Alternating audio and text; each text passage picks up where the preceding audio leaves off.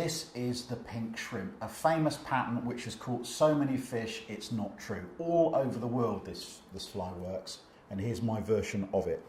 Everybody ends up with their own version, which is one of the greatest things about fly tying. Now, one of the things that I do slightly differently is that I'm using a clink hammer hook as my hook. So this is a barbless clink hammer, size 14. The hook is actually designed for tying dries on, but I just love the way that it curves. I like the pattern. And it's also really good for the hooking properties that it gives you, because it's kicked away from the shank of the hook. You can see how wide the gape is between the actual shank itself and the point. I think that's really important. So I'm tying on with a Glow Bright number 2 pink thread. Bright, pingy thread that's really attractive. And this fly is going to get its weight from a flat lead strip. Now the way I tie it, you can actually just attach this and wind it around the hook. But I don't like that. I don't like the way that that presents in the end. And I think one of the things that it does is it reduces the size of the gap between that shank and the point. So what I try to do is put all of my lead on top of the hook. So I'm just going to build up little strips to form a back. So the first one's a long one. That goes all the way to the end, like so. Just bind it down all the way around the corner to about there. And then snap the lead off, like so. The next strip goes on top again, is a little bit shorter.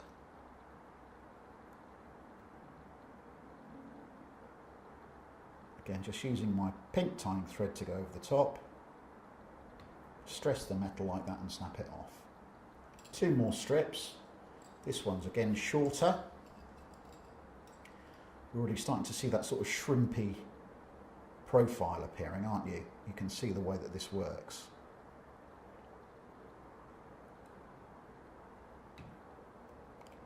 And then I'm going to do 1 more strip of lead right over the top to cover all of those up, just to add a little bit more weight. Grayling are a winter species who tend to look down to feed, so the heavier the flies are, the more chance you've got of getting them down to where your feeding fish are. I'm trying to leave a bit of room at the head here because there are other materials going in, and if you start to bunch it up too much, you then can't get away cleanly at the end. Okay, that's my lead in. Break off. Then the next thing that goes in is a short length of just £3 monofilament fishing line. That's going to form my rib in a second. Tie that into the body of the hook. Whoops, missed. Tie that into the body of the fly. Just go around the corner a bit and pop that into my spring to keep it out of the way. Okay. Another material that's fantastic for this. I mean, this is not subtle, people. This is bling. Pink bling at that. The grayling love pink, we know that, especially when the water temperature starts to drop. Now this is a braided material which is very, very attractive. Look how shiny and lovely that is. Pinging all over the place. Holographic tinsel look. You can use all kinds of shiny back materials for this fly. I just happen to have chosen this one. I just really like the way it ties in. Again, right the way around the corner, right to the end of the fly, and we'll trim that off when we pull it over in a second. Now the next bit's the dubbing. So I'm going to dub the body of the fly with 2 separate materials. I've got a pink dubbing and I've got a purple. And what I'm going to do is I'm going to blend these 2 materials together just in my fingers. You can do it in a coffee blender, but actually just doing it in your fingers works just as well. Just spread them out like so and fold them into each other. Just kind of mix them through your fingers like so. You can see that catching the light, can't you? I mean, that's wonderful. This is too much for one fly. This is pretty horrible to dub with. It's kind of quite spiky and difficult to manage, so you might be surprised how much you actually use. Now, that's going to go around my pink tying thread. Introduce that to the thread like so, and just kind of roll it around. It doesn't attach to the thread like a natural dubbing. It's quite difficult to actually make it go round. sometimes just dampening your fingers can help a little bit. But let's see how we get on with that. So slide that up to the top there, shorten the thread down a bit, and introduce the dubbing. I can now start to tighten it a little bit by pulling it down.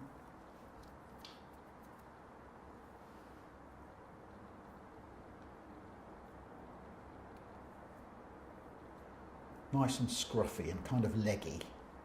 You can see that it's poking out all over the place, and you can see the mixture of the pink and the purple starts to form a really interesting looking colour. And because this stuff's so sort of iridescent, you get all kind of light shining through it, and I mean, it's not actually a natural imitation of anything, is it? I mean, if you saw something like this in the river, you'd think the river was in a bit of trouble, but actually the grain just love it. So there's my dubbing is in, and I'm now going to take my braid back and pull it over the top of the fly. You have to be a bit careful with this material because it's got a nasty habit of splitting on you and all the different bits going in different directions. So just have to take a little bit of care over it to make sure that you can get it all nicely bound down so it's neat and tidy. So 4 turns should do it. I'm just going to trim off. Just going to trim off right at the head of the fly there. Now, important at this stage, before you bring up your rib, that you do a whip finish, because this has got a nasty habit. The thread, tying thread, falls off the front of the fly and then the braid back comes off. So if you don't put in a securing whip finish at this point, you can get yourself into a position where you have to start all over again, which is not what anybody wants. You can see everything pinging off of this fly already. Okay, that's secured the braid back to the fly. Just going to trim off that little bit there. And I'm now going to bring up my rib. You can use wire for this, but I just think that this works really well. And where I've got quite a bit of dubbing, I can now pull into the body of that fly quite hard with the monofilament, and just keep squeezing the braid back round so it stays on top of the hook like that. And you can see the sort of segments forming as you wind up. Then when you get to the head end, just go round with 1 turn and pull up so it's nice and tight, and then you can get your tying thread and just secure it all in place. Go down with my scissors to trim off and whip finish.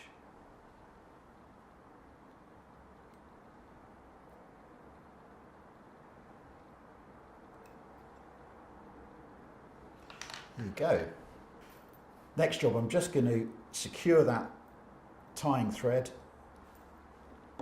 Make sure it's nice and robust with a dab of UV resin.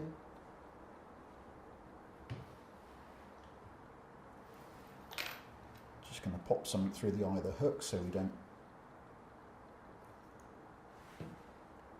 have varnish to remove when we're out on the river. Get my UV torch. And you can see that as I shine the torch on it, you can see all the colours of this fly starting to appear, can't you? Bling, that's what this is. Pink bling. Perfect. Just one more thing. I'm just going to get my dubbing brush and just tease out a few fibres.